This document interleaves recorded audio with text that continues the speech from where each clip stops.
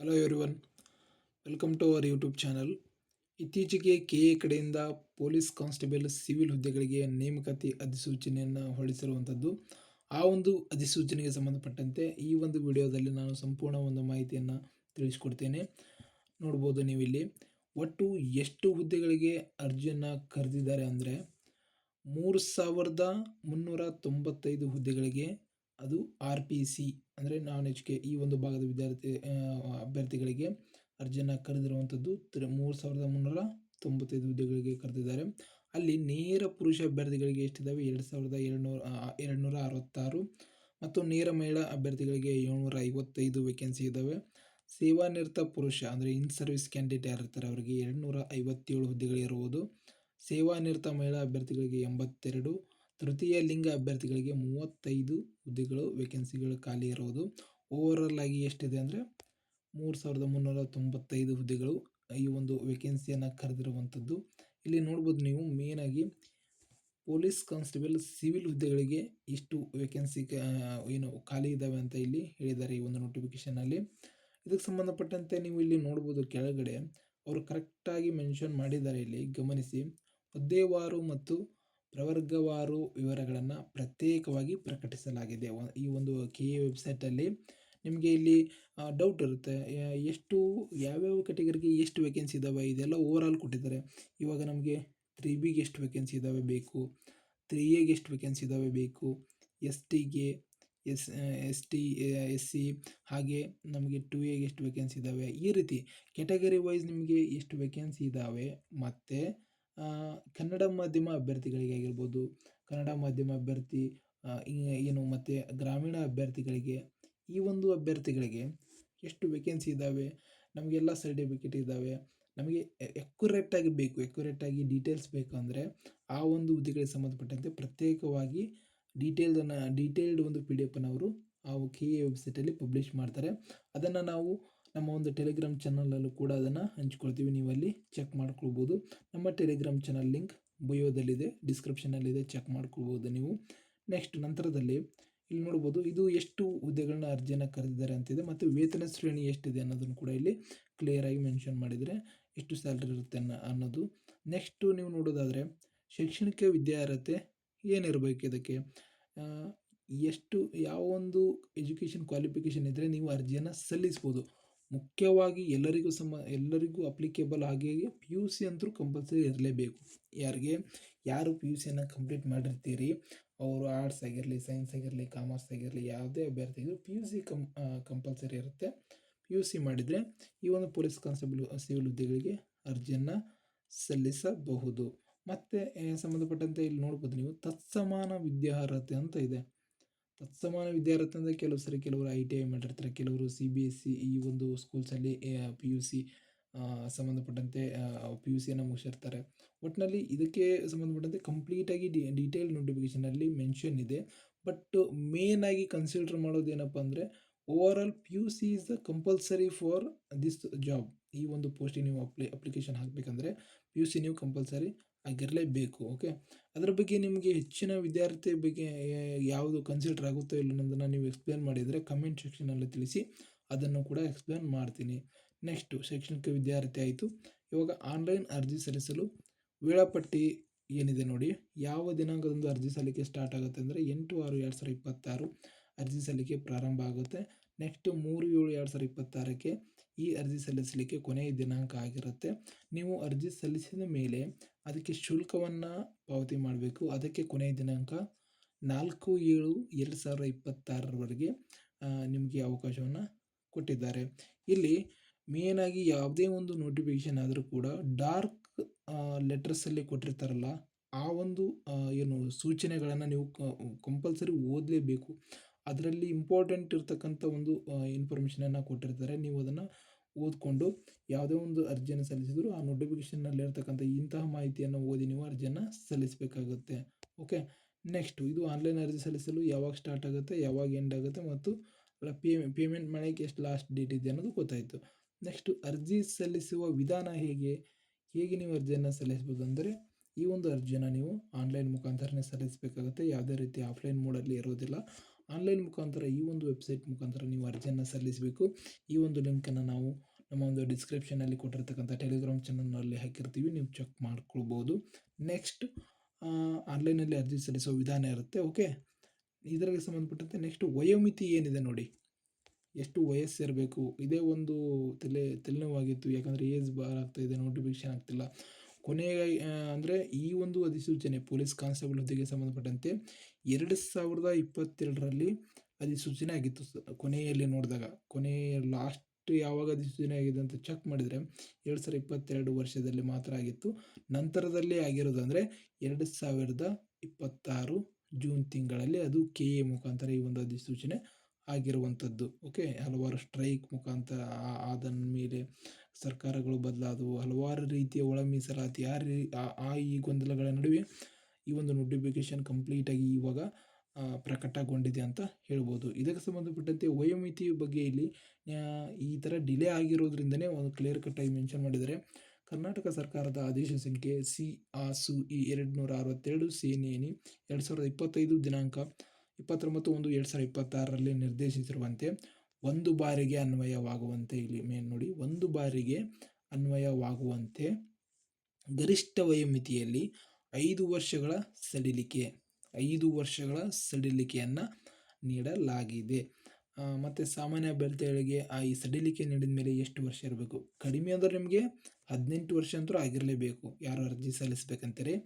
ಅದರಲ್ಲಿ ಸಾಮಾನ್ಯ ಅಭ್ಯರ್ಥಿಗಳಿಗೆ ಒಟ್ಟು ವಯೋಮಿತಿ ಗರಿಷ್ಠ ವಯೋಮಿತಿ ಎಷ್ಟಿರುತ್ತೆ, ನೀವು ಎಲ್ಲಿವರೆಗೂ ಅರ್ಜಿಯನ್ನು ಸಲ್ಲಿಸ್ಬೋದು ಅಂದರೆ 33 ವರ್ಷದವರೆಗೆ ಇರತಕ್ಕಂಥ ಅಭ್ಯರ್ಥಿಗಳು, ಸಾಮಾನ್ಯ ಅಭ್ಯರ್ಥಿಗಳು ಅರ್ಜಿಯನ್ನು ಸಲ್ಲಿಸ್ಬೋದು. ಮತ್ತು SC ST 2A 2B 3A 3B ಕ್ಯಾಂಡಿಡೇಟ್ಗಳು 35 ವರ್ಷದವರೆಗೂ ಇರತಕ್ಕಂಥ ಅಭ್ಯರ್ಥಿಗಳು ಈ ಒಂದು ಅರ್ಜಿಯನ್ನು ಸಲ್ಲಿಸ್ಬೋದು. ಕರ್ನಾಟಕ ಅರಣ್ಯ ಪ್ರದೇಶಗಳಲ್ಲಿ ವಾಸಿಸುತ್ತಿರುವ ಬುಡಕಟ್ಟು ಅಭ್ಯರ್ಥಿಗಳಿಗೆ 38 ವರ್ಷಗಳು.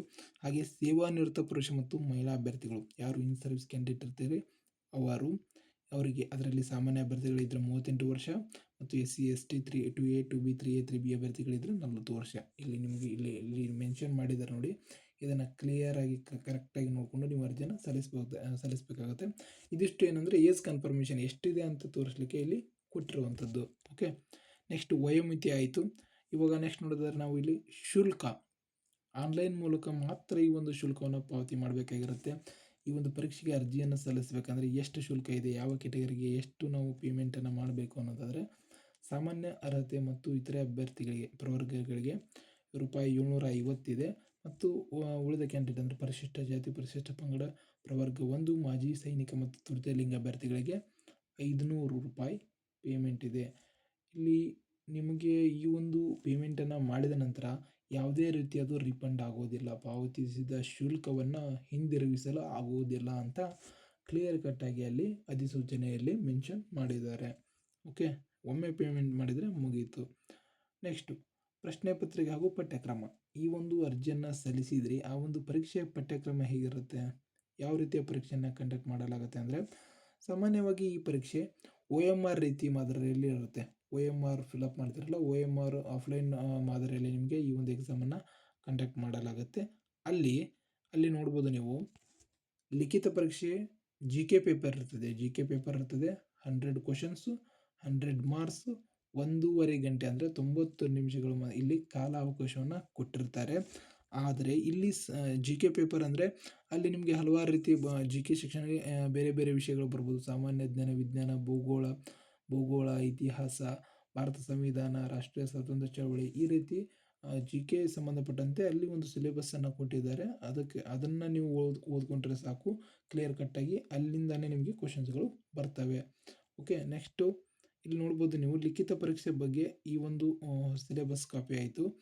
ನೆಕ್ಸ್ಟು ಲಿಖಿತ ಪರೀಕ್ಷೆ ವೇಳಾಪಟ್ಟಿ ಯಾವಾಗ ಎಕ್ಸಾಮ್ ಆಗುತ್ತೆ ಅನ್ನೋದನ್ನು ಕೂಡ ಅವರು ಡೈರೆಕ್ಟಾಗಿ ಈ ಒಂದು ಅಧಿಸೂಚನೆಯಲ್ಲಿ ಮೆನ್ಷನ್ ಮಾಡಿರುವುದು. 2/8/2026 ಅಂದರೆ ಇವಾಗ ಈ ಅಧಿಸೂಚನೆ ಆಗಿರುವಂಥದ್ದು ಯಾವ ದಿನಾಂಕದಂದು ಅಂದರೆ, ಇವತ್ತು ತಾರೀಕು ಎಷ್ಟಿರ್ಬೋದು, 5/6/2026 ಅಧಿಸೂಚನೆ ಆದಂಥ ದಿನಾಂಕ. ಆದರೆ ಇಲ್ಲಿ ಕೊಟ್ಟಿರುವುದು 2/8/2026.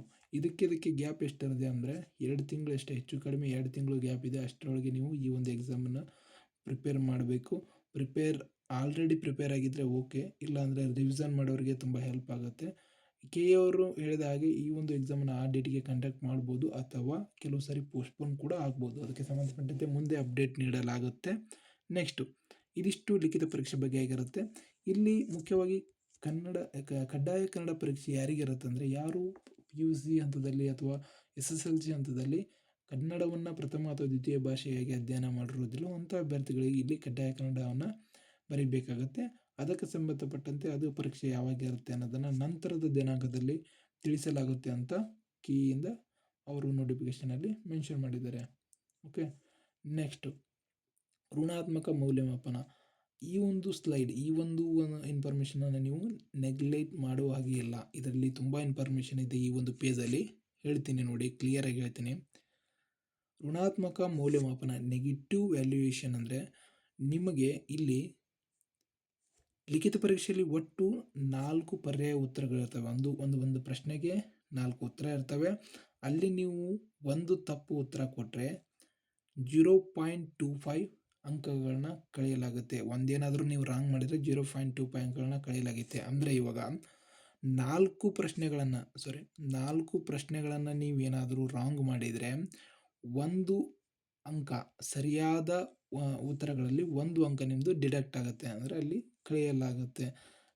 ಒಂದು ಪ್ರಶ್ನೆಗೆ 0.25 ಅಂದರೆ 4 ಪ್ರಶ್ನೆಗೆ 1 ಅಂಕ ಆಗುತ್ತೆ ತಾನೆ, ಅಷ್ಟು ಅಂಕಗಳಲ್ಲಿ ಡಿಡಕ್ಟ್ ಆಗ್ತಾ ಹೋಗುತ್ತೆ. ಇದು ನೆಗೆಟಿವ್ ಬಗ್ಗೆ ಆಗಿರ್ಬೋದು. ಮತ್ತು ಕೆ ಕಡೆಯಿಂದ ಒಂದು ಹೊಸ ಆವಿಷ್ಕಾರ ಅಂತಲೇ ಹೇಳ್ಬೋದು. ಮುಖ್ಯವಾಗಿ ಇದು ಸ್ಕ್ಯಾಮನ್ನು ತಡೀಲಿಕ್ಕೆ ತುಂಬ ಪರಿಣಾಮಕಾರಿಯಾಗಿ ವರ್ಕ್ ಆಗುತ್ತೆ. ಇಲ್ಲಿ ನೋಡ್ಬೋದು ನೀವು, OMR ಉತ್ತರ ಪತ್ರಿಕೆಯಲ್ಲಿ 5ನೇ ಆಯ್ಕೆ. ಸಾಮಾನ್ಯವಾಗಿ ನೀವು OMR ಅಲ್ಲಿ 4 ಆಯ್ಕೆಗಳು ಇರ್ತಾ ಇದ್ವು. ಅಂದರೆ ಒಂದು ಕ್ವಶನ್ಗೆ 4 ಉತ್ತರ ಅಂದರೆ 4 ಆಯ್ಕೆ ಇರ್ತಾ ಇದ್ವು. ಬಟ್ ಈ ಸ್ಕ್ಯಾಮ್ಗಳನ್ನ ತಡೀಲಿಕ್ಕೆ ಇದು ಇಂಟ್ರೊಡ್ಯೂಸ್ ಮಾಡಿರೋದು ತುಂಬ ಒಳ್ಳೆಯದಾಗಿದೆ. OMR ಉತ್ತರ ಪತ್ರಿಕೆಯಲ್ಲಿ 5 ಆಯ್ಕೆ ಇರ್ತವೆ. ಇಲ್ಲಿ ನೋಡ್ಬೋದು ನೀವು, ಇವಾಗ 1 ಬಾಕ್ಸ್ 2, 3, 4, 5 ಇದೆ. ಅಂದರೆ ನೀವು ಇವು 4ರಲ್ಲಿ ಒಂದನ್ನು ಟಿಕ್ ಮಾಡಿ ಬರ್ತಾ ಇದ್ರಿ, ಅಂದರೆ ಸರಿಯಾಗಿರೋದನ್ನು. ಇವಾಗ ಇವು 4 ನಿಮಗೆ ಗೊತ್ತಿಲ್ಲ ಅಂದರೆ, ಈ 4 ನಿಮ್ಗೆ ಗೊತ್ತಿಲ್ಲ ಅಂದಾಗ ಈ ಒಂದು ಆಪ್ಷನನ್ನು ನೀವು ಟಿಕ್ ಮಾಡಲೇಬೇಕು. ಇದಕ್ಕೆ ಅಂತಾನೆ 5 ನಿಮಿಷ, ಬೆಲ್ ಆದಮೇಲೆ 5 ನಿಮಿಷನ ನಿಮಗೆ ಹೆಚ್ಚಿಗೆ ಕೊಟ್ಟಿದ್ದಾರೆ. ಓಕೆ, ಒಂದು ವೇಳೆ ನೀವು ಏನಾದರೂ ಇಲ್ಲಪ್ಪ ನಾನು ಟಿಕ್ ಮಾಡೋದಿಲ್ಲ, 5ನೇ ಆಪ್ಷನ್ ಟಿಕ್ ಮಾಡಲ್ಲ ಅಂದರೆ ಅದಕ್ಕೂ ಇಲ್ಲಿ ಅವರು ಸೂಚನೆಯನ್ನು ಕೊಟ್ಟಿದ್ದಾರೆ ನೋಡಿ. ಯಾವುದೇ ಆಯ್ಕೆಯನ್ನು ವೃತ್ತವನ್ನು ಶೇಡ್ ಮಾಡಿಲ್ಲದಿದ್ದರೆ ಪ್ರತಿ ಪ್ರಶ್ನೆಗೆ 0.25 ಅಂಕಗಳನ್ನು ಕಡಿತಗೊಳಿಸಲಾಗುತ್ತದೆ. ನೋಡಿ, ಇಲ್ಲಿ ಕ್ಲಿಯರಾಗಿ ಹೇಳಿದ್ದಾರೆ. ಈ ಒಂದು ಪೇಜಲ್ಲಿರ್ತಕ್ಕಂಥ ಇನ್ಫಾರ್ಮೇಷನ್ ನೀವು ನೆಗ್ಲೆಕ್ಟ್ ಮಾಡೋ ಹಾಗಿಲ್ಲ. ನೀವು ಏನೂ ಮಾರ್ಕ್ ಮಾಡದೆ ಬಿಟ್ಟರು ಕೂಡ, ಯಾವುದೇ ಆಯ್ಕೆ ನೀವು ಶೇಡ್ ಮಾಡಲಿಲ್ಲ ಅಂದರೆ 0.25 ಅಂಕ ನಿಮ್ಮ ಒಂದು ಇದರಲ್ಲಿ ಡಿಡಕ್ಟ್ ಮಾಡಲಾಗುತ್ತೆ. ಓಕೆ, ಇದಿಷ್ಟು ನೆಗೆಟಿವ್ ವ್ಯಾಲ್ಯೂಯೇಷನ್ ಆಗಿರ್ಬೋದು, 5 ಆಯ್ಕೆಗಳ ಬಗ್ಗೆ ಆಗಿರ್ಬೋದು, ಮತ್ತು ಯಾವ ರೀತಿ ಆಯ್ಕೆ ಮಾಡ್ತಾ ಇದ್ದರೆ ನಿಮ್ಮದು ಅಂಕ ಕಟ್ ಆಗುತ್ತೆ ಅನ್ನೋದ್ರ ಬಗ್ಗೆ ಈ ಇನ್ಫಾರ್ಮೇಷನ್ ಆಗಿರುತ್ತೆ. ಏನಾದರೂ ನಿಮಗೆ ಹೆಚ್ಚಿಗೆ ಡೌಟ್ ಇದ್ದರೆ ಕಮೆಂಟ್ ಸೆಕ್ಷನಲ್ಲಿ ಕಮೆಂಟ್ ಮಾಡಿ, ಅದಕ್ಕೆ ಆನ್ಸರ್ ಮಾಡೋಕ್ಕೆ ಟ್ರೈ ಮಾಡ್ತೀನಿ. ಓಕೆ, ನೆಕ್ಸ್ಟ್ ಲಿಖಿತ ಪರೀಕ್ಷೆಯಲ್ಲಿ ಇದಕ್ಕೆ ನೋಡಿ, ಇವಾಗ ಒಂದು ಪರೀಕ್ಷೆ ಆದ ನಂತರ ಫಿಸಿಕಲಿಗೆ ಎಷ್ಟು ಜನನ ಕರೀತಾರೆ ಅನ್ನೋದು ಸಾಮಾನ್ಯ ಎಲ್ರಿಗೂ ಡೌಟ್ ಇರ್ತದೆ. ಇಲ್ಲಿ ಓವರಲ್ ಆಗಿ ಎಷ್ಟು ಪೋಸ್ಟ್ ಇದ್ದಾವೆ ಅಂತ ನೋಡ್ಬೋದು ನೀವು. ನಾನು ಮೊದಲೇ ಹೇಳಿದ ಹಾಗೆ ಓವರಲ್ ಆಗಿ 3395, ಅಂದರೆ RPC ಸೆಕ್ಷನಲ್ಲಿ ಇಷ್ಟು ಹುದ್ದೆಗಳು ಖಾಲಿ ಇದ್ದಾವೆ ಅಂತ ಹೇಳಿದ್ದಾರೆ ಅಲ್ವಾ. 3395. 1:5 ಅಂದರೆ ಹೇಗಿರುತ್ತೆ ಅಂದರೆ, ಒಂದು ಪೋಸ್ಟಿಗೆ 5 ಹುದ್ದೆಗಳನ್ನ ಫಿಸಿಕಲಿ ಕರೆಯಲಾಗುತ್ತೆ. ಅಂದರೆ ಎಲಿಜಿಬಲ್ ಕ್ಯಾಂಡಿಡೇಟ್ಗಳನ್ನ ಒಂದು ಪೋಸ್ಟಿಗೆ 5ರಂತೆ ಕರೆಯಲಾಗುತ್ತೆ. ಅದೇ ಥರ ಇಲ್ಲಿ 3395 ಹುದ್ದೆಗಳಿದ್ದಾವೆ. ಅಂದರೆ ಇಂಟು 5, ಈ ಒಂದು ಆಧಾರದಲ್ಲಿ ಇದನ್ನು ಕ್ಯಾಲ್ಕುಲೇಟ್ ಮಾಡಿದರೆ ಎಷ್ಟು ಹುದ್ದೆ ಆಗುತ್ತೆ ನೋಡಿ. ಅಷ್ಟು ಹುದ್ದೆಯನ್ನು ಫಿಸಿಕಲಿಗೆ ಕ್ವಾಲಿಫೈಡ್ ಕ್ಯಾಂಡಿಡೇಟ್ ಅಂತ ಇಲ್ಲಿ ನಿಮ್ಮನ್ನು ಕರೆಯಲಾಗುತ್ತೆ. ಪರೀಕ್ಷೆಯಲ್ಲಿ ನಿಮ್ಮ ಯಾವ ಕ್ಯಾಂಡಿಡೇಟ್ ಹೈಯರ್ ಕಟ್ ಆಫನ್ನು ಕ್ಲಿಯರ್ ಮಾಡ್ತಾರೆ, ಇಷ್ಟು ಅಭ್ಯರ್ಥಿಗಳನ್ನು ವರೆಗೆ ಅವರನ್ನು ಫಿಸಿಕಲಿಗೆ ಕರೆಯಲಾಗುತ್ತೆ. ಇದಿಷ್ಟು ಯಾವ ರೀತಿ ಕರೀತಾರೆ ಫಿಸಿಕಲಿಗೆ ಅನ್ನೋದ್ರ ಬಗ್ಗೆ ಆಗಿರುತ್ತೆ. ಇಲ್ಲಿ ನೋಡ್ಬೋದು ನೀವು, 1:5 ರೇಷಿಯೋದಲ್ಲಿ ಕರೀತಾರೆ. ವಯೋಮಿತಿ ಆಗಿರ್ಬೋದು ಎಲ್ಲವನ್ನು ಇವಾಗ ಡಿಸ್ಕಸ್ ಮಾಡಿದ್ದೀವಿ. ಋಣಾತ್ಮಕ ಮೌಲ್ಯಮಾಪನ ಲಿಖಿತ ಪರೀಕ್ಷೆಯಲ್ಲಿ ಇದನ್ನು ಫಿಸಿಕಲಲ್ಲಿ 2 ಸ್ಟೇಜ್ ಇರ್ತವೆ. ಅದನ್ನು ನಿಮಗೆ ಕ್ಲಿಯರಾಗಿ ಹೇಳ್ತೀನಿ ನೋಡಿಲಿ. ಫಿಸಿಕಲಲ್ಲಿ ಒಂದು PST ಅಂತ ಇರುತ್ತೆ, ಇನ್ನೊಂದು PET ಅಂತ ಇರುತ್ತೆ. ಓಕೆ, ಫಿಸಿಕಲ್ ಅಂದರೆ ಬರೀ ರನ್ನಿಂಗು ಅದನ್ನು ಓಕೆ, ರನ್ನಿಂಗು ಅದೆಲ್ಲ ಇರ್ತದೆ. ಬಟ್ ಅದರಲ್ಲಿ 2 ಸೆಕ್ಷನ್ ಇರುತ್ತೆ ಮೇನ್ ಆಗಿ. ಸಾಮಾನ್ಯವಾಗಿ ಇದು 1/1 ಆಗಿರೋದ್ರಿಂದ ಅಲ್ಲಿ ಒಂದೇ ಅಂತ ಅನ್ಕೊಂತಾರೆ. ಬಟ್ ಪಿ ಎಸ್ ಟಿನೇ ಬೇರೆ, ಪಿ ಇ ಟಿನೇ ಬೇರೆ. ಪಿ ಎಸ್ ಟಿ ಅಂದರೆ ಫಿಸಿಕಲ್ ಸ್ಟ್ಯಾಂಡರ್ಡ್ ಟೆಸ್ಟ್ ಅಂತ. ಇಲ್ಲಿ ಏನಿದೆ ಪಿ ಎಸ್ ಟಿ ಅಂತ ಏನಿದೆ ಇದು physical standard test. P E T ಅಂದರೆ ಫಿಸಿಕಲ್ ಎಂಡೂರೆನ್ಸ್ ಟೆಸ್ಟು. ಇದೇ ಬೇರೆ, ಇದೇ ಬೇರೆ. ಓಕೆ, ಅದ್ರ ಬಗ್ಗೆ ನಾನು ಮುಂದೆ ಹೇಳ್ತೇನೆ ನೋಡಿ. ಇಲ್ಲಿ ನೋಡ್ಬೋದು, ನೆಕ್ಸ್ಟ್ ಸ್ಲೈಡಲ್ಲಿ ನೋಡ್ಬೋದು, ದೇಹದ ದಾರ್ಢ್ಯತೆ ಪರೀಕ್ಷೆ ಫಿಸಿಕಲ್ ಸ್ಟ್ಯಾಂಡರ್ಡ್ ಟೆಸ್ಟ್. ಪುರುಷ ಮತ್ತು ಸೇವಾನಿರತ ಪುರುಷ ಹಾಗೂ ಮಾಜಿ ಸೈನಿಕ ಅಭ್ಯರ್ಥಿಗಳಿಗೆ ಕನಿಷ್ಠ, ಕಡಿಮೆ ಅಂದರೂ ನಿಮ್ಮದು ಹೈಟ್ 168 ಸೆಂಟಿಮೀಟರ್ ಹೈಟ್ ಇರಬೇಕು.